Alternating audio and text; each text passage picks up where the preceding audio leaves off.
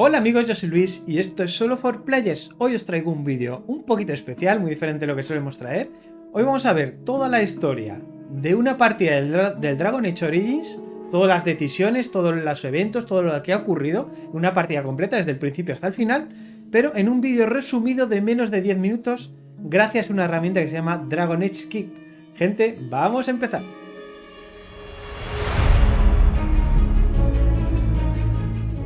Y bueno, antes de empezar con el vídeo, quería comentaros que por fin ha llegado el momento de que cumpla una de mis promesas que tenía desde el principio del canal.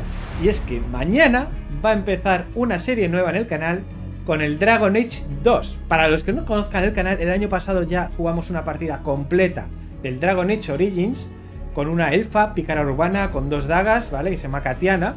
Os lo dejo aquí en la descripción del vídeo por si lo queréis ver. Son 69 vídeos, ¿vale? O sea, me hice todo el juego entero, incluido misiones secundarias, todo completo, lo más completo que pude, vamos. Y entonces, como mañana vamos a empezar con la serie de Dragon Age 2, y al principio del juego, bueno, en toda la serie, siempre puedes cargar, al principio de la partida, datos del juego anterior. En este caso, como voy a empezar con Dragon Age 2, puedo cargar datos de una partida de Dragon Age Origins para empezar ya con las decisiones que hayamos tomado importantes en esa partida que se tengan en cuenta en el Dragon Age 2. Eso tiene efecto en varias misiones, en varias historias. Las conversaciones son diferentes, hay misiones incluso que se te abren en función de lo que hayas hecho en la partida anterior, con lo cual está muy guapo poder hacer una línea temporal completa, ¿no? De jugar Dragon Age Origins, Dragon Age 2, luego Dragon Age Inquisition, y supongo que en el Dragon Age 4 también se podrá hacer, cargar una partida del juego anterior. Entonces quería hacer eso, quería cargar una partida de Dragon Age Origins, la que hemos jugado aquí en el canal, la que habéis visto todos vosotros. Pero claro, por si hay alguien que quiere empezar a ver esta serie nueva, pero no se quiere tragar 69 vídeos que tengo del Dragon Age Origins, pues por eso voy a hacer el vídeo de hoy, que es un vídeo resumen de menos de 10 minutos, utilizando el Dragon Age Keep, que es una herramienta que os enseño que tengo por aquí. Vamos, que tenéis todos, es en una web, ¿vale? Aquí está. Podéis buscar en Google Dragon Age Keep, podéis entrar vosotros. Y aquí, esta herramienta se hizo, o sea, lo hizo EA, para simular una partida de Dragon Age Origins y de Dragon Age 2 y cargar esos datos en una partida de Dragon Age Inquisition.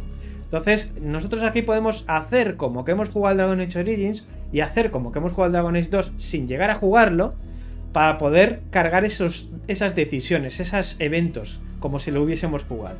Entonces lo que he hecho es, con esta herramienta, cargar todas las decisiones que hemos tomado en la campaña esa de Dragon Age Origins, ponerlo aquí, en esta herramienta de Dragon Age Keep. Y esta herramienta, además de crear una partida simulada de Dragon Age Origins y de Dragon Age 2 para el Dragon Age Inquisition, tiene otra cosa que quizás no conoce mucha gente, que es que una vez que tú cargas los datos, le puedes dar como a play y te hace una especie de vídeo de todas las decisiones que has tomado. Entonces eso es lo que vamos a ver. Simplemente es el vídeo resumen que te hace el propio Dragon Age Keep de manera automática, pero con las decisiones exactas que hemos tomado en la partida de Dragon Age Origins que jugamos el año pasado aquí en el canal, con Katiana y con todas las decisiones que hemos tomado. Entonces aquí, por ejemplo, en héroe, pues lo que tenemos es Katiana, ¿vale? Katiana, la guarda está viva y a salvo, porque acabamos la partida estando vivas, ¿vale? Porque se puede acabar muerto.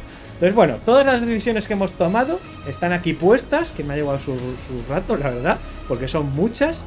Y ahora vamos a ver el vídeo que te hace el propio herramienta esta, que te lo hace automático. Está muy guapo, además, con imágenes y tal, todo subtitulado en español, muy guapo. Está con audio en inglés, como narrado por Barrick, es una pasada. Vamos a verlo, gente, vamos a empezar.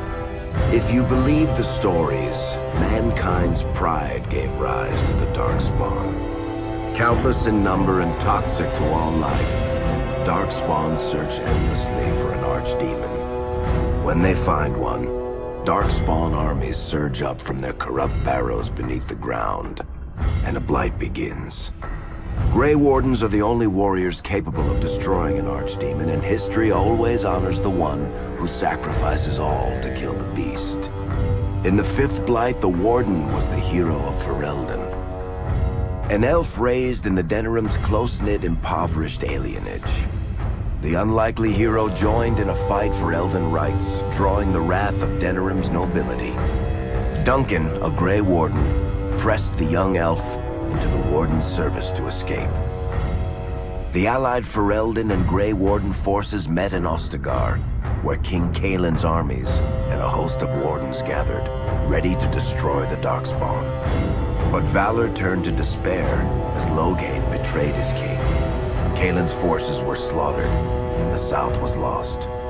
The hero, now a full-fledged Grey Warden, survived with the aid of Flemeth, the mysterious witch of the wilds. Joined by Flemeth's daughter, Morrigan, and a Grey Warden named Alistair, the hero set out to build an army strong enough to abolish the Blight. With the traitorous Loghain now seated on Ferelden's throne, the Warden sought help from the influential Arl Eamon of Redcliffe. However, they arrived in Redcliffe to find the town under siege. As each night, undead rose in waves and assailed the battered village. With the hero's help, the people of Redcliffe stood fast against the undead horde. The Wardens reached Arl Eamon's castle only to find the Arl lying at the edge of death, and his court fallen into madness. To save his father's life, Eamon's young son, Connor, had made a deal with a demon, and quickly fallen victim to its possession. The hero intervened, freeing Connor from possession, and breaking the demon's hold over Redcliffe. But deals with demons are never straightforward. The demon agreed only to save Eamon's life, not restore him to health. Arl Eamon needed a miracle to recover. The hero located an urn containing the sacred ashes of Andraste, which were said to cure any ailment. The urn was protected by ancient traps, tests of will, and a dragon-worshipping cult that wanted to twist the urn's power to its own ends. The urn remained pure, but mysteriously disappeared after the Wardens departed. Only the temple dedicated to it still stands. With a pinch of the ashes, the hero restored the Arl to health. Informed of Loghain's treachery, Eamon swore his political and military support. The circles of Magi are bound by oath to aid the Grey Wardens in times of blight. However, Lake Calenhad's tower could offer little help. One of its mages, Uldred, had become possessed by a pride demon and was twisting other circle mages into abominations. The hero fought to the top of the tower and defeated Uldred, saving the remaining mages. Grateful for their lives, the mages joined the Warden's army. The allies gained at the Circle were not the only soldiers to join the Warden's forces, however. Dalish elves don't usually make alliances, but even deep hatred can be set aside in the face of oblivion. An ancient curse was destroying Ferelden's largest Dalish clans, turning the elves into werewolves. Zathrian, the clan's keeper, claimed that the cure required the heart of the great wolf, Witherfang. Years before, Zathrain himself had afflicted a group of humans with the curse that now ravaged his clan. As long as he lived, the curse endured.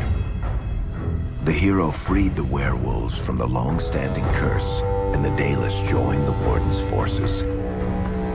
Blights may happen hundreds of years apart, but the dwarves who live below the surface of Thedas fight Darkspawn every day.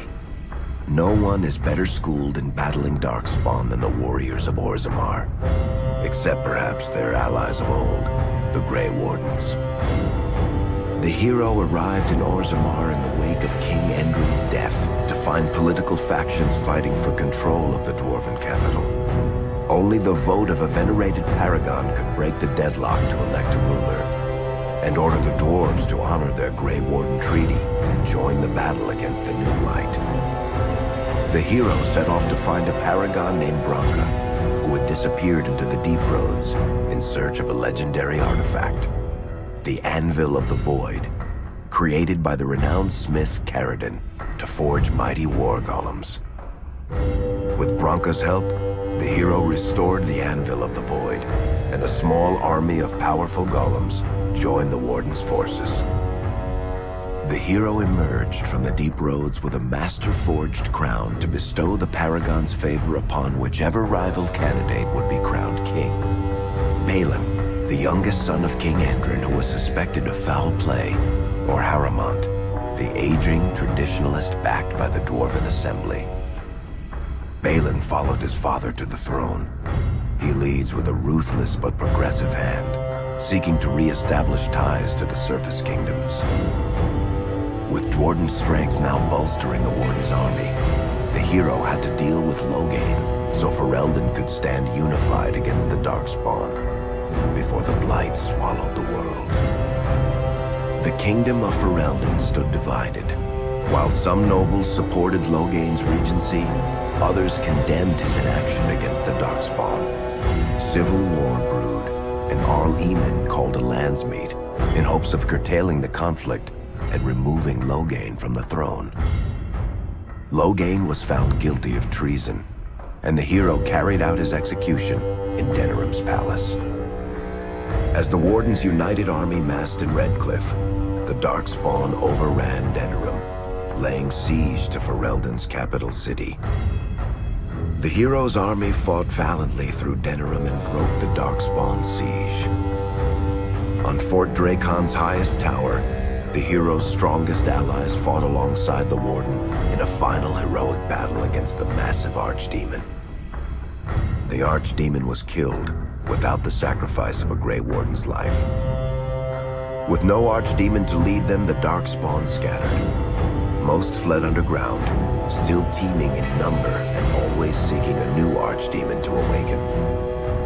The shattered kingdom of Ferelden embarked on a long journey to recovery. In the Blight's aftermath, strong leadership was crucial. Alistair, half-brother to King Cailan, became Ferelden's new king, and the line of rulers who descended from Calenhath the Great remained unbroken. Ferelden still stands, as obstinate and resolute as the Dog Lords ever are, but the events of the Fifth Blight loom over it as the nation rebuilds. For people across Thedas, legends of the hero of Ferelden remain the nation's brightest beacons of hope during its darkest times. Buah, me encanta el vídeo, este es una pasada. Pues nada, gente, ya sabéis, mañana a las 6, que no se os olvide, empezamos con el Dragon Age 2. Así que nada, gente, espero que os haya gustado, dale un like si es así, suscribiros al canal y nos vemos en el próximo vídeo. Hasta luego, chao.